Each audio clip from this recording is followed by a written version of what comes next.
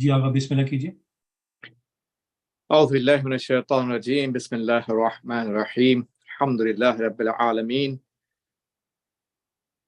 الحمد لله الذي ليس لأوليته ابتداء ولا لأزليته انقضاء وانحسرت الأوصاف عن كنه معرفته وردعت عظمته العقول والذي لا تواري عنه سماء سماء ولا أرض أرضاه ثم الصلاة والسلام والتحية والإكرام على سيد البطحاء سيد المرسلين والأنبياء أبي القاسم محمد المصطفى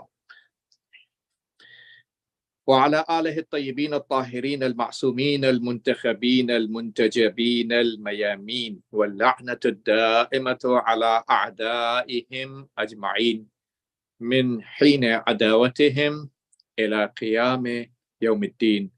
أما بعد فقد قال الله تبارك وتعالى في حديث قدسي الصوم لي وأنا أجزي به صلوات الله وسلم على محمد وآل محمد. The subject of my lesson today, as you know already, is the wisdoms of fasting. आज की तकरीर का मौजू रोजे की हिकमत है.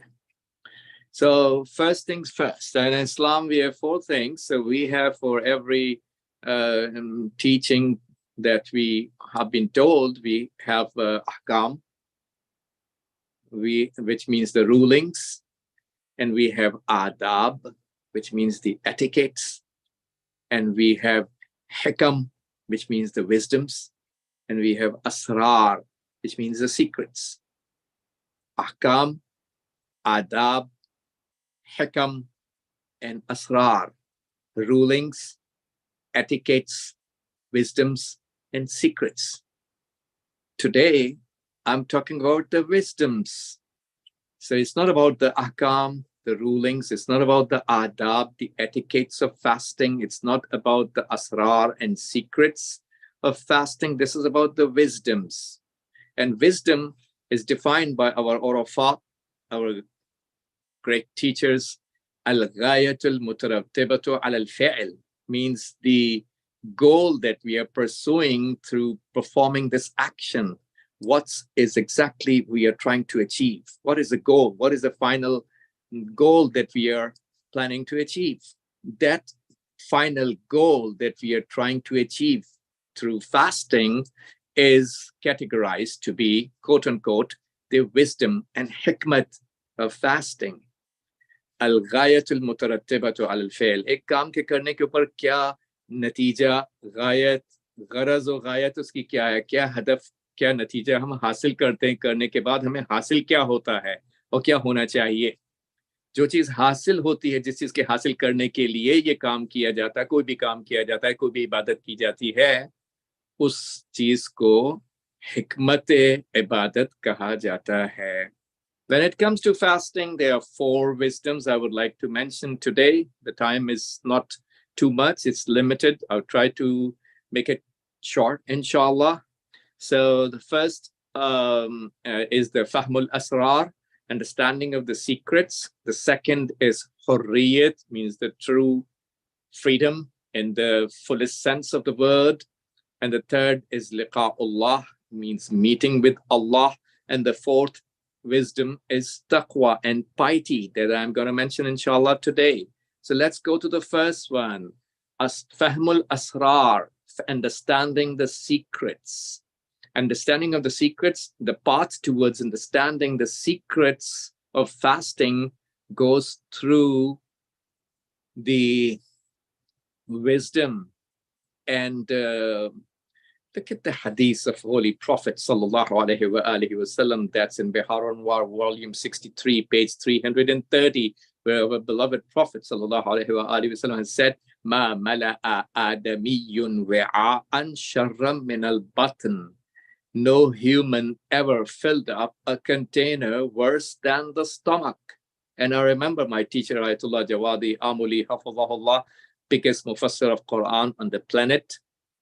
used to say that when a person eats full, the door towards understanding the secrets. That's what we are discussing. Wisdom number one, Fahmul Asrar, understanding the secrets. The door towards understanding the secrets is shut on that soul. We never eat full. According to Islamic etiquettes, Islamic teachings, Islamic value system, Prophet sallallahu alaihi wasallam, Ahlul Bayt alayhimus salam, the greatest personalities ever, never, ever, ever, ever, ever, ever ate full in their lives. Never, not even once. Not even once. My teacher said when a person eats full, the metaphysical blessings can no longer enter into his soul.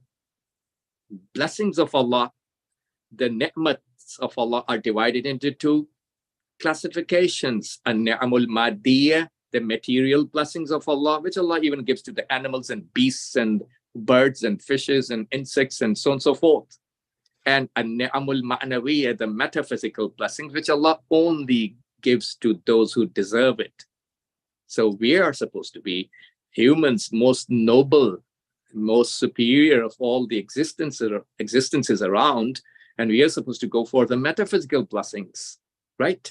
So the door towards acquiring the metaphysical blessings is shut on a soul that eats full. So this is what is important to understand. Such a great blessing of Allah asking us to fast. He doesn't benefit. Nobody can benefit God. For the God to be God, nobody can be able to benefit him or harm him. We are at the benefiting end. We are the ones who benefit at the end of the day with whatever worships positively we do for the sake of Allah. And we are at the, we are the ones who actually harm our own selves if we disobey the Creator. Nobody can harm God. Nobody can benefit him. Allah doesn't benefit from our worships. He doesn't get harmed. So when its narration says when ashab companions used to come to the Holy Prophet sallallahu alaihi wasallam in the morning, Prophet used to ask them, and that's documented in our mother book Al-Kafi, volume number 8, and page number 90, where it's documented. Prophet used to ask his companions, "Hal min mubasharat?" Do you guys have some? In other words, do you guys have? Saw certain dreams last night that those dreams might be interpreted into glad tidings and basharat. So we don't eat full, so we end up becoming sleepy and becoming deprived of the metaphysical blessings of Allah. We are missing out on the whole purpose of fasting if that's the case. So we sleep, so we receive certain metaphysical blessings from Allah subhanahu wa ta'ala, and those metaphysical good dreams and nice dreams full of nuraniyat and luminosity of Allah subhanahu wa ta'ala, and those of the dreams which might be interpreted as basharat and glad tidings in the next morning in our favor. So a person burped in front of Rasulullah sallallahu alaihi wa alihi wasallam. Prophet said, "Aqsir." Prophet said to him, "Aqsir min jasha'ika fa in atwal an-nas ju'an yawm al-qiyamah aktharuhum shaba'an fi dunya." And that's from Basail al-Shia, volume 18, page 410. So we learn from this beautiful hadith, although every hadith is equally beautiful, that decrease from your food. This guy burped in front of the Holy Prophet. Obviously, he ate a lot. So Prophet said, decrease from your food, because the person who's going to be standing for the longest duration on the Day of Judgment is the one who ate most in the life of this world. So we are not supposed to eat full because we are here to acquire the metaphysical blessings. Fasting provides that great opportunity to make ourselves eligible by abstaining from eating and drinking, make ourselves eligible to receive metaphysical blessings of Allah, enabling our soul to become eligible to have the Fahmul Asrar understanding of certain secrets dropped into our heart by Allah subhanahu wa ta'ala. That's Imam Ali alayhi salam, that's such a great bit of information. Imam Ali alayhi salam has a garden. He had a gardener working there, and he said once that to his gardener, "Do you have some food?" He said, "Yeah, Amir Mu'mineen, I have some food. It's very, very simple. It doesn't seem to be appropriate to present to you." Although this guy is missing the fact that Imam Ali and Sayyidah Fatima alayhi salam's food was the simplest of all the people ever, and they raised the bar. Prophet and Ahlul Bayt raised the bar so high that nobody can parallel them till the day of judgment. There cannot be a human born who can say my food, my lifestyle is more simpler than that of Amir Mu'mineen alayhi salam and Sayyidah Fatima alayhi salam. So he already raised the bar so high. His food was already the simplest. But this gardener said to Imam Ali alayhi salam that the food is very simple. It doesn't seem appropriate to present to Imam Ali. Said, "Bring it." So he brought the food. Imam Ali alayhi salam ate. That was a simple pumpkin. Imam Ali alayhi salam ate from that pumpkin and then indicated towards his stomach and said, "A stomach that can become full through this kind of food." In other words, such a simple food, how bad it is that a person goes to the hellfire, lands into the hellfire for the sake of his stomach. A lot of people are going to go to the hellfire for the sake of their stomach, eating the haram and eating what Allah forbade. So this is the first wisdom. And let's touching base on on those wisdoms as short as I can. And the second wisdom is hurriyat, means the true freedom that Islam talks about, not the fake freedom that you find by certain media outlets in the West, talking about the freedom which is fake, the real freedom, not becoming slaves of this taghut and that taghut, or this political system or that political system, or this political party or that political party, or these desires or those whims and wishes. The real freedom means setting ourselves free from any and every attachment to this world and becoming true servants of Allah subhanahu wa ta'ala, our creator. That's the real freedom. So it is narrated by Sheikh Saduq in Kitabul Amali, where he narrates this hadith of Rasulullah sallallahu alaihi wasallam, which is actually part of his sermon of the month of Sha'ban, Khutbatun Sha'baniyya, a very famous sermon. And Prophet said, "Ya ayyuhan nas, inna anfusakum marhunatum bi a'malikum fafukkuha bistighfarikum." Oh, you the people, you are under the captivity of your actions and deeds. So set your actions and deeds, set yourself free through your istighfar. So when we sin, God forbid, we are showing that we are slaves of our desires and whims and wishes.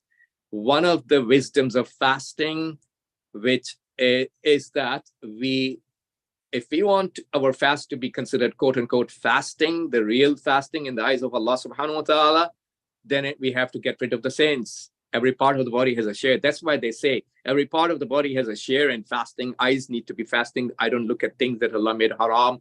Ears need to be fasting. I don't listen to those voices, ghibat, tuhmat, jughal-khori, gossiping, backbiting, and so on and so forth, all the things that Allah made haram.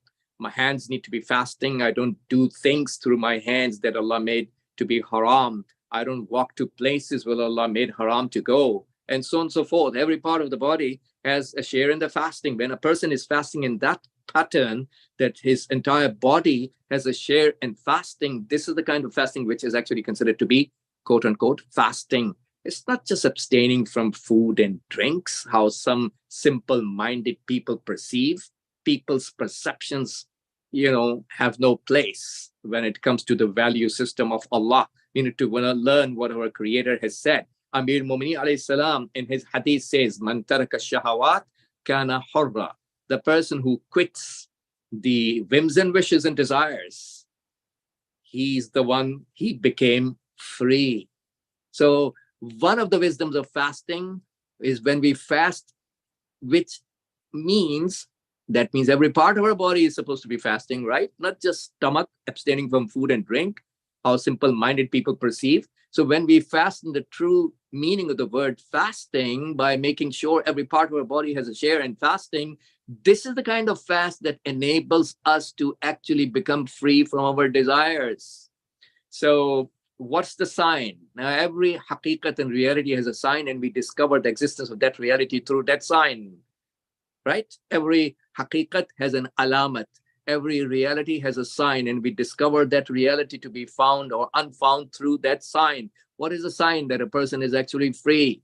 He's not a slave of this world. He's not a slave of his desires. He's not a slave of the tawhuts. He's not a slave of anybody else. He's only a servant of Allah subhanahu wa ta'ala, the creator. What is the sign to discover whether a person is free or not? The sign is clear. Is he acting according to his own wishes? Hawa nafs, khahishat nafsani, his own whims and wishes, or he gives in and submits, ruhut taslim, submitting to the commands of the creator.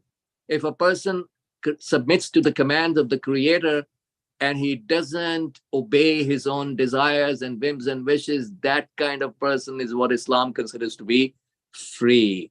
That's the real freedom. Now, what's the path towards becoming free? Istighfar. We do the istighfar.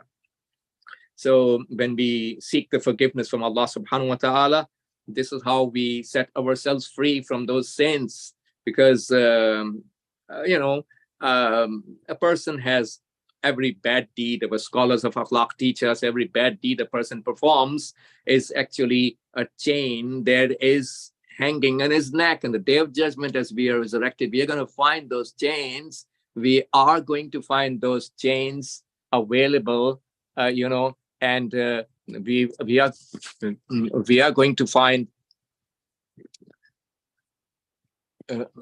are going to find those chains available tied up on our neck.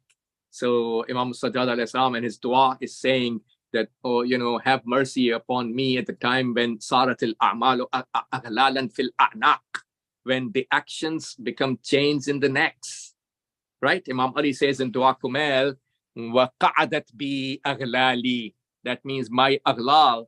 Imam Ali has no sin. He's teaching us, my aghlal, my chains have bogged me down, so I'm basically cannot stand up straight.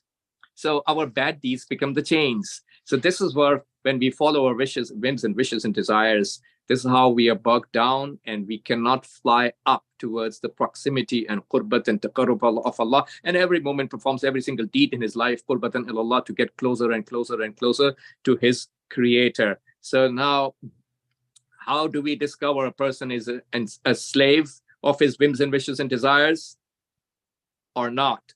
Two ways. First, is he willing to live more in this dunya? Sign number one. A lot of people love to stay more and more and more, whereas the hadith of Imam Sadiq al-Islam teaches us, ad-dunya sijnun lil mu'min. Dunya this world is a prison for a mu'min, wa jannatun lil kafir, and a paradise for the disbeliever. So and the second way to find out whether a person is still a slave to, or he's a free man, is he a slave? The second way to find out is that the guy is afraid of dying, afraid of death. Whereas Islam teaches us death is liqa'ullah, meeting with Allah. We definitely see Amir al-Mu'mineen alayhi salam. He said to his authentic hadith says, he said to his companion Haris al-Hamdani from Qabilatul Hamdan, from Yemen. This whole tribe used to be a great follower of Imam Ali salam back then. Imam Ali said to his companion Haris al-Hamdani, Ya Haru Hamdana man yamut yarani, which means that, oh Haris, whoever dies sees me. So we are supposed to be happy to have liqa'ullah, meeting with Allah and meeting with Amir al-Mu'mineen alayhi salam, the Khalifa of the Holy Prophet, instead of being afraid of death. So this is where Islam teaches us not to get attached with this dunya. And if we are attached to this dunya, the biggest najasat, brothers and sisters, is not the dog or a pig. A dog or a pig Come on, a dog or a pig are najis, correct? They're najis, correct? But a dog or a pig never ever killed a prophet in the entire history, or any of the Ma'soom infallible Imams throughout the history. Right? They cannot. They're perfectly obedient towards Allah. Whatever assigned task Allah has given, they are performing that. We don't know about those tasks. That's a different story. What do we know? Our knowledge is, extremely, extremely limited. Just because we don't know doesn't give us a license to deny or denounce or challenge. So the biggest najasat is not a dog or a pig. The biggest najasat out there is hubbud dunya, attachment towards this temporary material world, which is the root cause of every single sin and every single massacre happening in the history of humankind. And on top of those crimes are the killing of the prophets and killings of 11 of our greatest Imams. Top of the line oppressions and brutalities of the entire history. So the biggest najasat is not a dog or a pig. They are najis, but they are not the biggest ones. The biggest is love of dunya, having love affair with this world, temporary world, and its perks and benefits and interests. How many people have the biggest najasat in their soul, and they walk into the masjids and worship places and walk out with the same biggest najasat, hubbud dunya, love affair with this dunya and its temporary material belongings? And how many people even realize to do tawbah from the biggest najasat that they're carrying in their souls?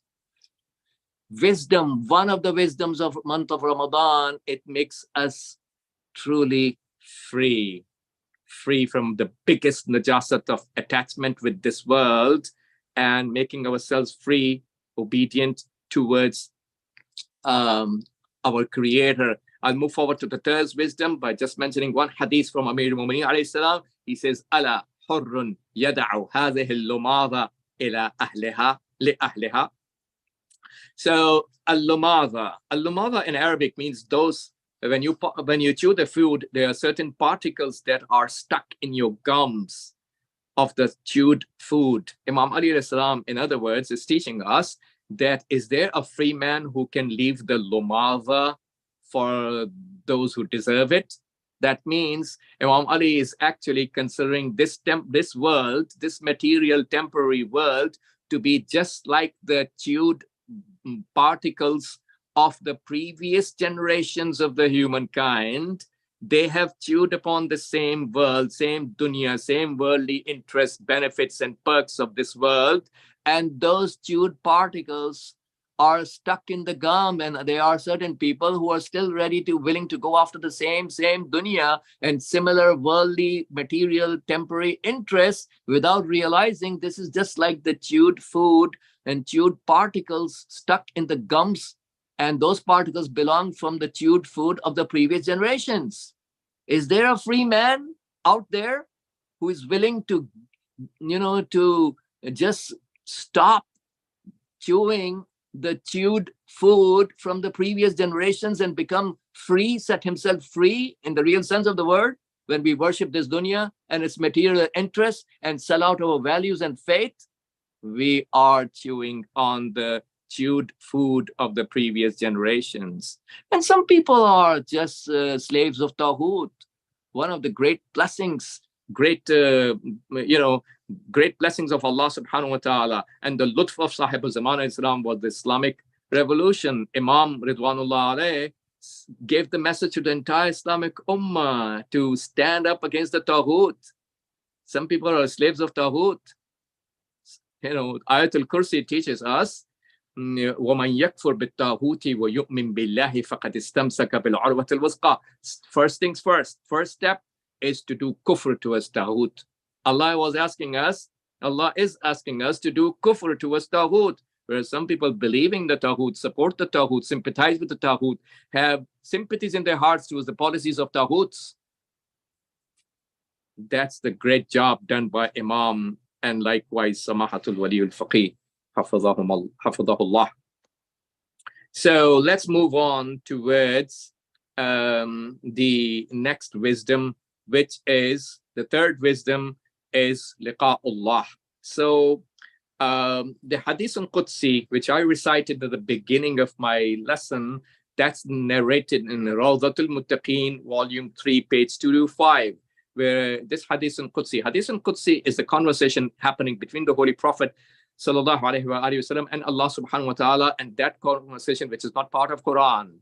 Those are the conversation happening which are not part of the Holy Quran, are thus not miracles, but they are the hadiths, they are the statements of Allah, and those statements are called Hadith al-Qudsi. This is a Hadith al-Qudsi where Allah subhanahu wa ta'ala has said, As-sawmu li wa ana ajzi bihi. Fasting belongs to me, and I am the one who's going to reward for that. And some of the Urafa actually recite the same hadith in a different way. Instead of reading the hadith in the active tense, they recite it in the passive tense. So they say, As-sawmu li wa ana ujza bihi. And the perspective of Urafa is always the best. And I always say in my speeches, I really wish our communities, generally speaking, learn the entire religion from the Urafa. Those are the mujtahids who are arif, not from those who are not arif. Arif means the one having the ma'rifat of Imam Sahib al-Zaman al-Islam, which is the highest knowledge of Islam. So if we learn our religion from the arif mujtahids in the real sense of the word, our destiny would change forever, for good. So the perspective of Urwa is always the best because they are arif, they have the ma'rifat of Sahib al-Zaman al-Islam. There's no hijab and curtain on their souls. When you purify your soul, you do tazkiyatun nafs, purification of the soul, you remove all the hijabat and curtains of sins from your soul, and that's how you purify yourself. And thus there is no hijab between you and the Imam alayhi salam. When we say there's a hijab between us and the Imam, there's no physical curtain hanging somewhere in some corner of the world. Hijab means lack of ma'rifat, adamul ma'rifah.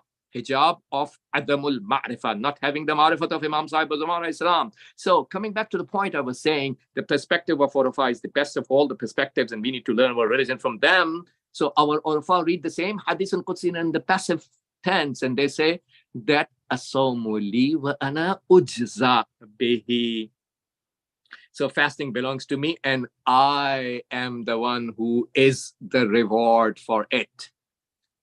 So instead of reading it in the active form that I will reward for that, they recite it in a passive form that I myself am the reward for fasting.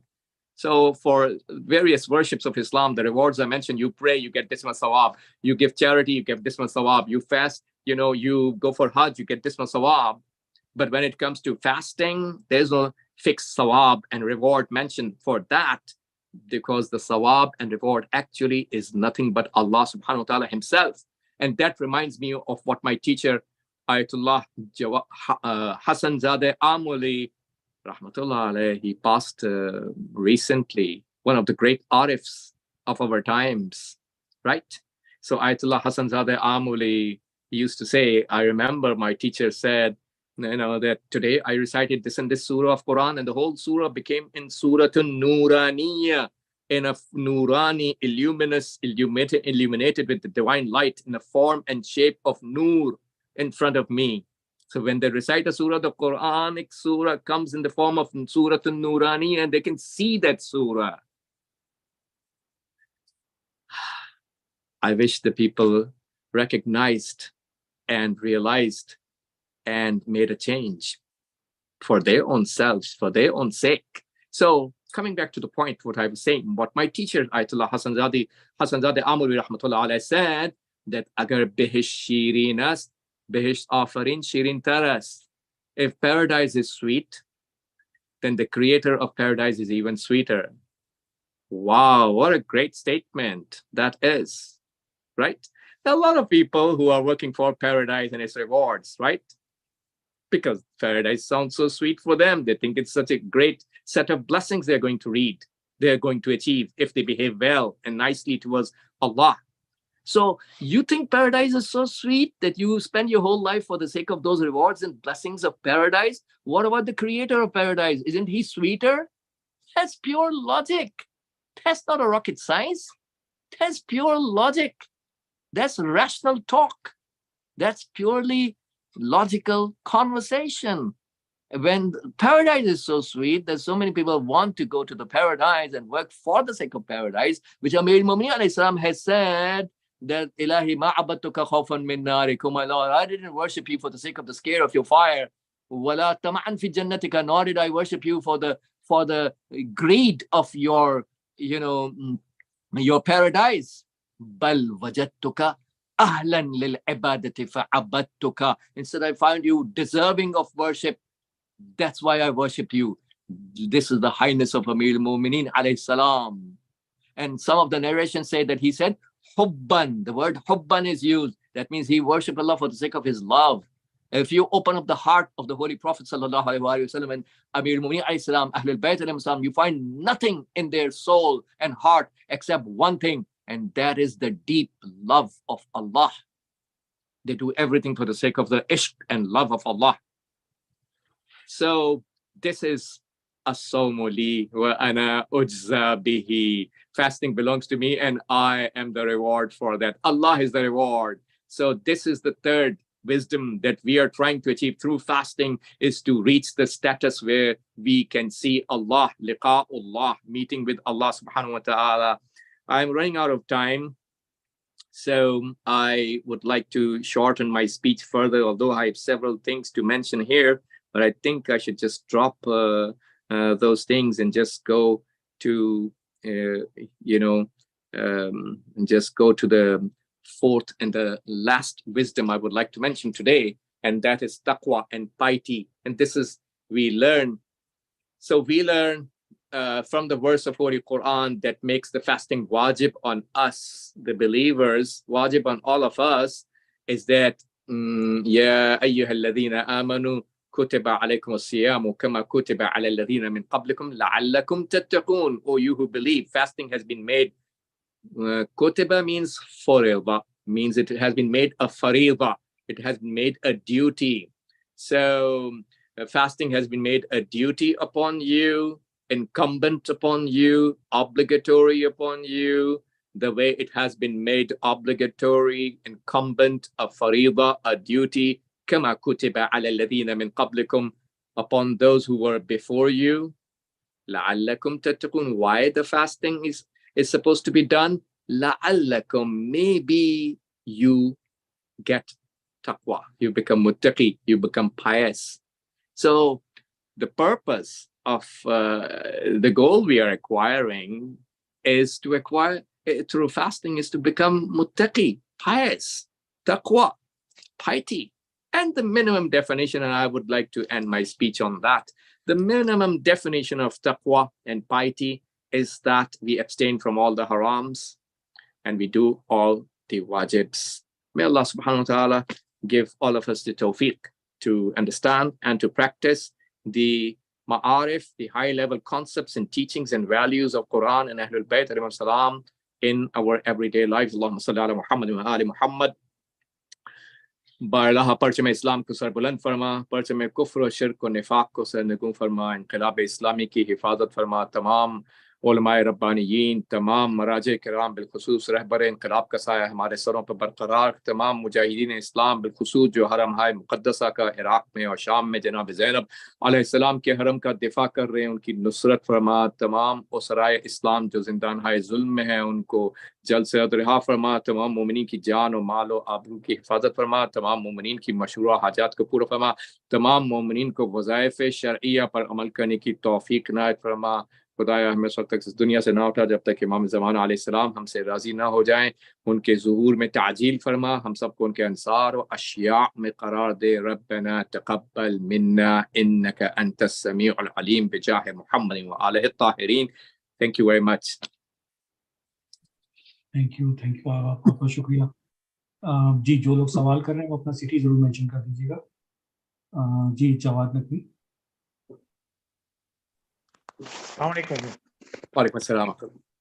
I'm from Melbourne, Australia.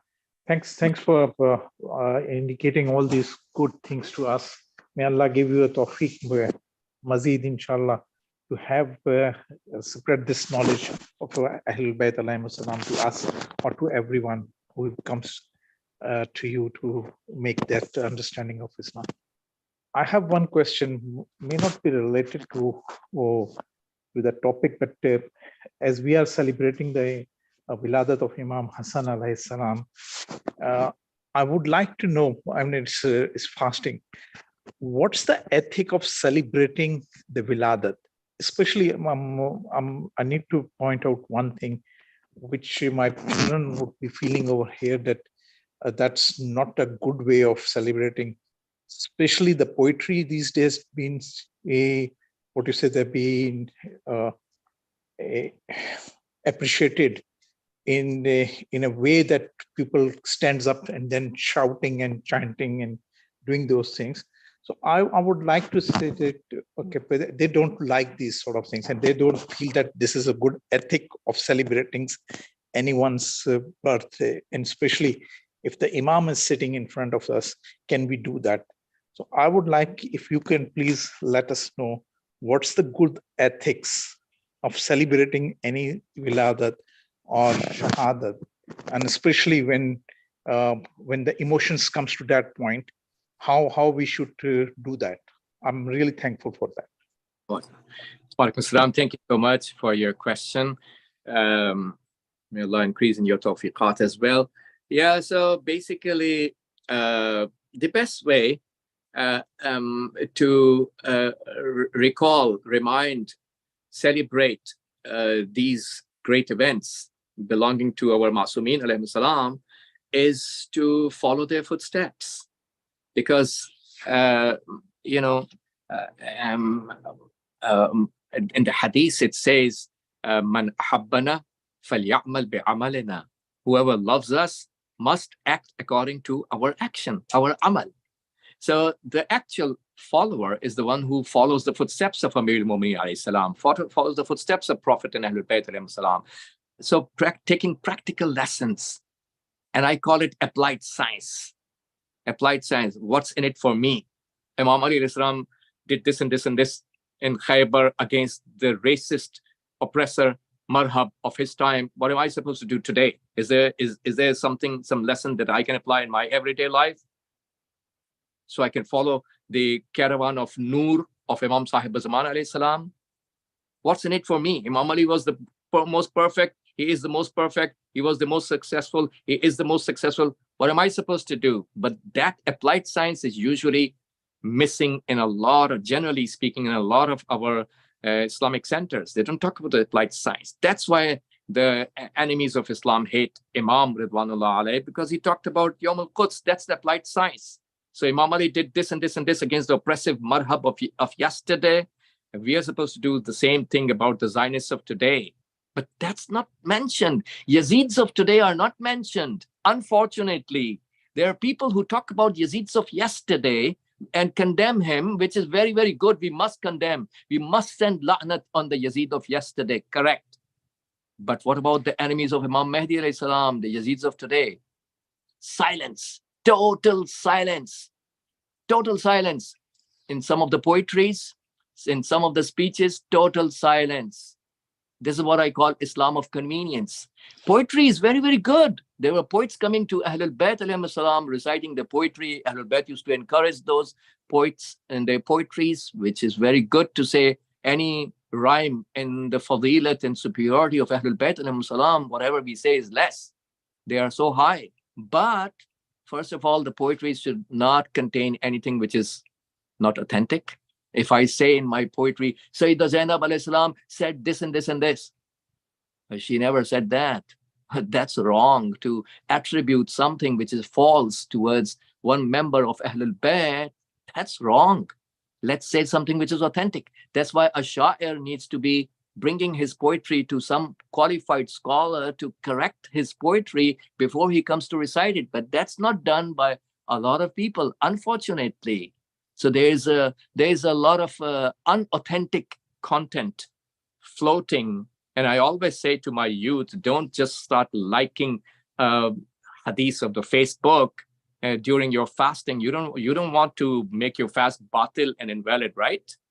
If you authenticate a fake narration mentioned on Facebook, which is fake, Imam Sadiq Islam, for example, never said that, but you are liking it, you're supporting it, you're endorsing it.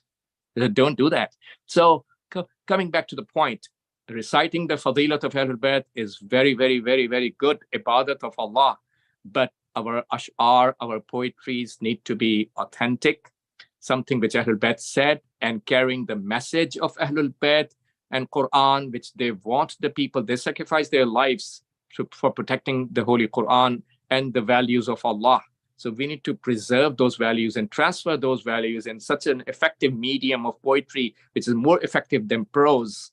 So we need to preserve those value system and the teachings of the Holy Quran and transfer through our poetry so that we can raise our generation, our community to become muntazir and true awaiters of Imam Sahib Azwan as-salam. Thank you. Assalamu alaikum. My name is Alisha and I'm from Amroha, India. And I just love your lectures. I love them all. I know my heart is beating so hard. I can't believe I'm talking to you. Well, everyone, please revival के link को share किया कीजिए. सवाबे जारिया है. और आपसे तो बस मेरा दो ही सवाल है, दो दुआएं चाहिए मुझे आपसे. एक मेरी एक हाजत है, प्लीज आप मुझे कोई दुआ सजेस्ट कीजिए जो मैं अपनी उस दुनियावी हाजत को पा सकूं, और एक मेरी आखिरत के लिए एक हाजत है. तो आप मुझे क्या सजेस्ट करेंगे? प्लीज आप मेरा नाम लेके मुझे बताइए. मेरा नाम अलीशा है. बहुत शुक्रिया. Thank you for your question. आपकी मेहरबानी. खुदा आपको सलामत रखे और मजीद तौफीक इनायत करे. ये दुआ एक छोटी सी मैं आपसे अलीशा बहन अर्ज कर रहा हूँ. ये आयतुल्लाह उज़्मा बहजत बहुत बड़े हमारे आरिफ थे, उनकी तरफ से ये दुआ है और मैं आपकी खिदमत में अर्ज करना चाहता हूँ. छोटा सा जुमला है. कभी भी कोई हाजत हो आप सर सजदे में रखिए. सलवात सबसे पहले भेजी जाती है, दुआ के आदाब में से है.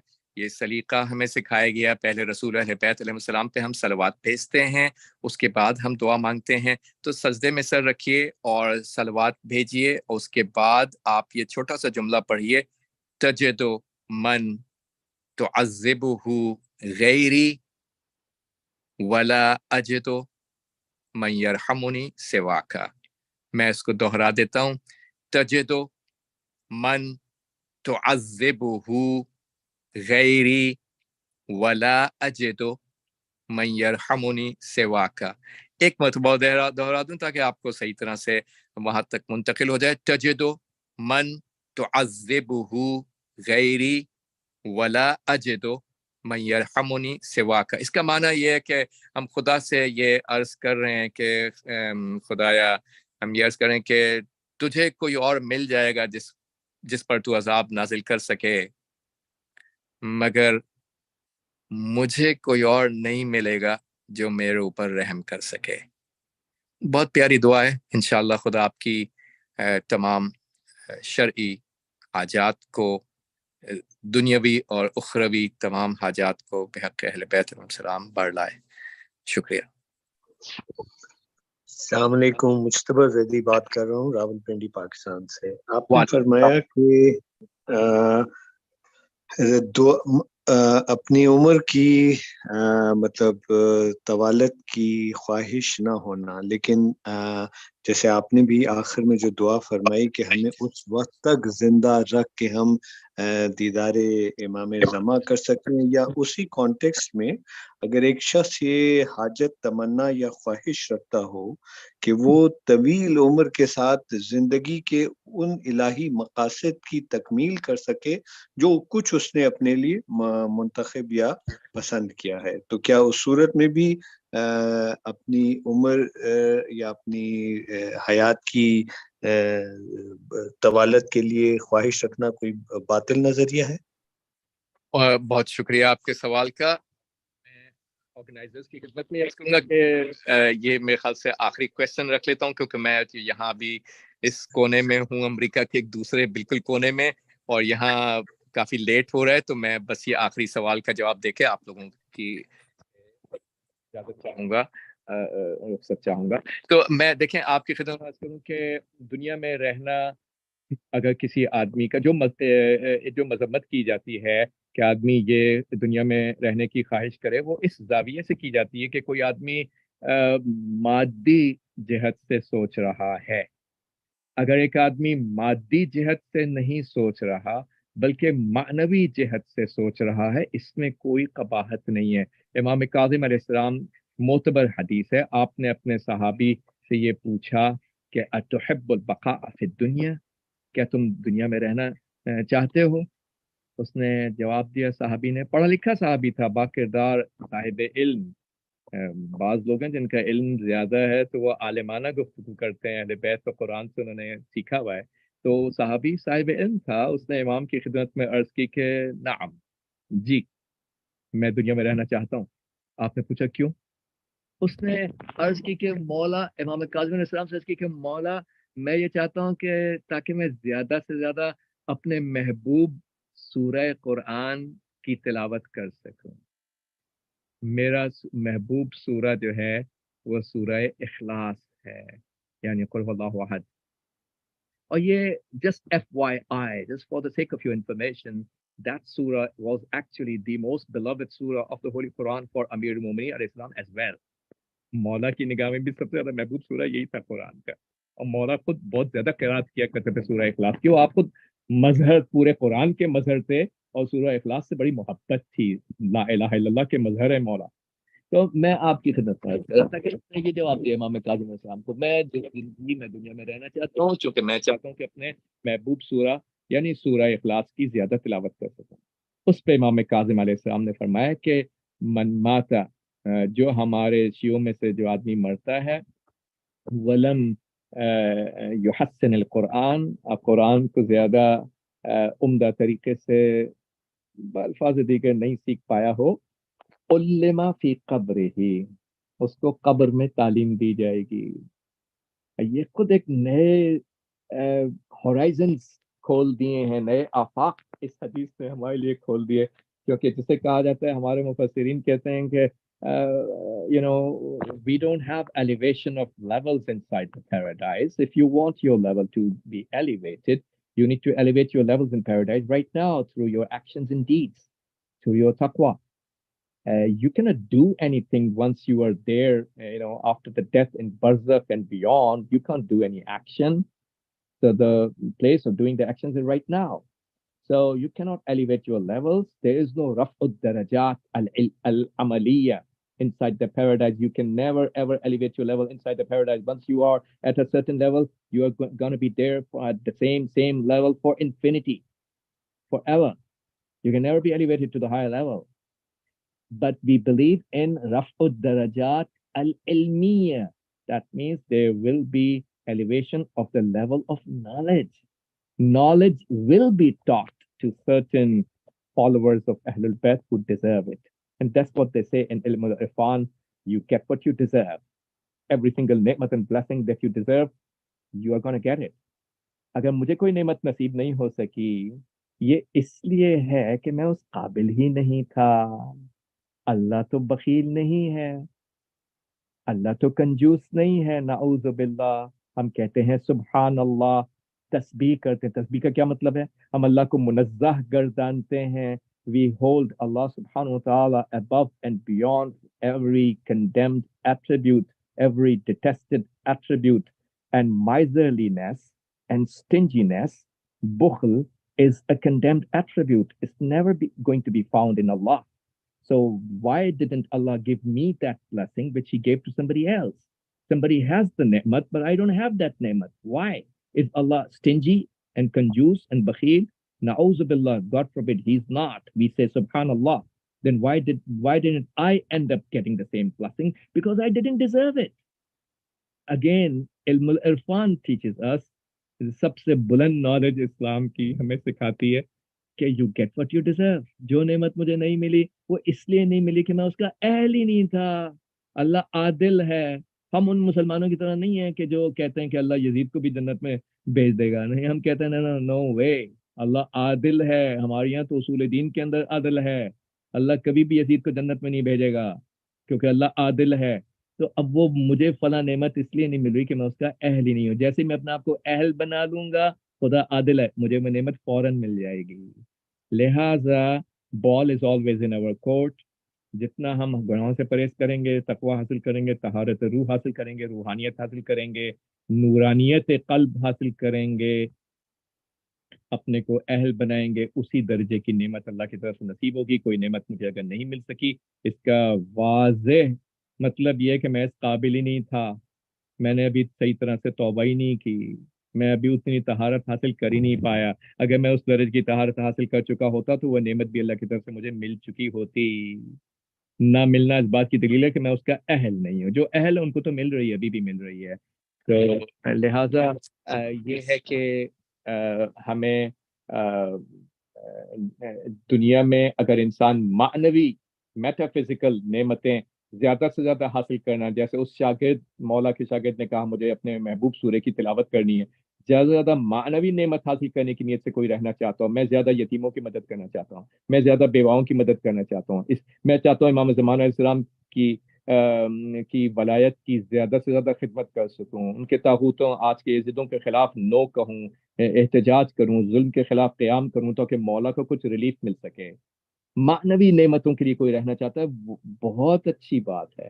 مادی نیت سے مادی نعمتوں کے سلسلے میں زیادہ سے زیادہ مادیات حاصل کرنے کی نیت سے رہنا بری بات ہے. بہت شکریہ, اللہ آپ سب کی توفیقات میں اضافہ فرمائے. جی آگے سوال لے لیں یا دعا کروائیں گے؟ میرے خیال سے چلیں میں ایک سوال لے لیتا ہوں جلدی سے, مگر مجھے پھر اجازت دیجیے, مجھے جانا ہے. جی سید صفی اللہ عاشر صابر, مائک انمیوٹ کیجیے آپ لوگ. السلام علیکم ورحمۃ اللہ وبرکاتہ. آقا جان, میں سید صفی اللہ کشمیر انڈیا سے. میرا ایک مختصر سا سوال ہے کہ جو ہم نماز کے اختتام پہ سلام ادا کرتے ہیں, دو سلام تو ہماری سمجھ میں آتے ہیں کہ السلام علیکم ایھا النبی ورحمۃ اللہ وبرکاتہ, السلام علینا وعلی عباد اللہ الصالحین. یہ دو سلام, ایک رسول کائنات مختار صلی اللہ علیہ وآلہ وسلم کے لیے, ایک اپنے لیے اور عباد الصالحین کے لیے. اور جو یہ تیسرا سلام ہے السلام علیکم ورحمۃ اللہ وبرکاتہ, یہ کن کے لیے ہے؟ تو تھوڑی رہنمائی فرمائیں. بہت شکریہ, اللہ سلامت رکھے, آپ سب کی توفیق میں اضافہ فرمائے. یہ سلام جو ہے ان ملائکہ کے لیے جو ہمارے اوپر موکل ہیں, یہ ہمارے داہنے جانب اور بائیں جانب اللہ کی طرف سے بہت محترم مکرم ہائی لیول فرشتے ہیں. یہ فرشتوں کے بھی درجات ہیں, جیسے انبیاء کے بھی درجات ہیں. قرآن نے کہا تلک الرسل فضلنا بعضهم علی بعض, بعض رسولوں کو بعض پہ فضیلت دی. انبیاء کے درجات ہیں, شہداء کے درجات ہیں, صدیقین کے درجات, ملائکہ کے بھی درجات ہیں. ہر فرشتہ ایک درجے کا نہیں ہے. یہ بہت ہائی لیول کے بلند پایا فرشتے ہیں جن کو اللہ نے اسائن کیا ہوتا ہے. ٹھیک ہے نا, ہمارے دائیں جانب بھی فرشتے اور بائیں جانب بھی فرشتے ہیں. بعض لوگ سمجھتے ہیں کہ یہ دو ہی ہیں, جبکہ رسول اللہ صلی اللہ علیہ وسلم کی حدیث کے مطابق 140 فرشتے ہیں جو ہر مومن کے اوپر معین کیے گئے ہیں. پوری زندگی میں کبھی فرشتے تکراری اور دوہرا کے نہیں بھیجے جاتے. جو فرشتے آج آئے ہیں وہ کل نہیں آئیں گے. جب کل دن کا آغاز ہوگا تو نئے فرشتے آ چکے ہوں گے, پرسوں آئے گی تو نئے فرشتے آ چکے ہیں. اللہ کے پاس کوئی کمی نہیں ہے. تو ہر دن مومن کے اوپر نئے فرشتے تعینات کیے جاتے ہیں, معین کیے جاتے ہیں. ٹھیک ہے نا, اصحاب الیمین اولا علی اصحاب الشمال, دائیں جانب پہ جو فرشتے موکل ہیں وہ اولا ہیں, ولایت رکھتے ہیں. یہ بھی کمال کی بات ہے. اللہ نے فرشتوں کے اندر بھی ایک کو ولی بنایا ہے, ایک کو حاکم. اسلام دین حکومت ہے. کیسے لوگ دین و سیاست کو الگ کر کے کس کنویں میں, جہل کے کنویں میں بیٹھے ہوئے ہیں اور بنو امیہ کو آج تک کامیاب بنا رہے ہیں. فرشتوں کے اندر بھی ایک کو اللہ نے ولی بنایا ہے, اولا بنایا ہے دوسرے کے اوپر.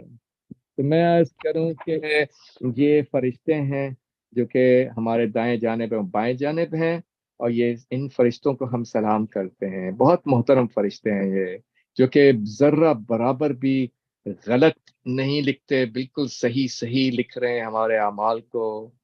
اور یہ سارے کے سارے اعمال اور یہ سارے کے سارے فرشتے ہمارے سامنے روز قیامت, پوری زندگی میں جتنے فرشتے معین کیے گئے تھے ہر دن جو بدل بدل کے آئے سارے فرشتے ہمارے سامنے پیش کیے جائیں گے اور ہمارے سلسلے میں گواہی دیں گے. تو یہ سلام، آپ کے سوال کا جواب یہ ہے کہ سلام ہم ان فرشتوں کو کرتے ہیں. السلام علیکم ورحمۃ اللہ وبرکاتہ.